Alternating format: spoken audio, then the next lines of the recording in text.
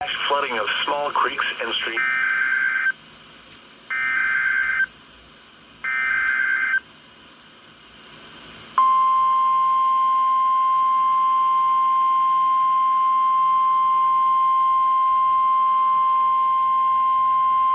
The National Weather Service in Omaha has issued a severe thunderstorm warning for northeastern Pottawatomie County in southwestern Iowa, southwestern Shelby County in southwestern Iowa, until 7:30 p.m.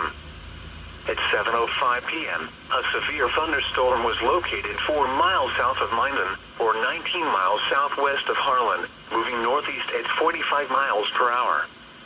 Expected hazards include quarter-size hail. This is a radar-indicated threat.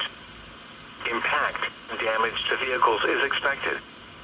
Locations impacted include Harlan, Avoca, Walnut, Shelby, Minden, Tennant, Prairie Rose State Park, and Nishnabend Recreation Area. This includes Interstate 80 in Iowa between mile markers 31 and 46.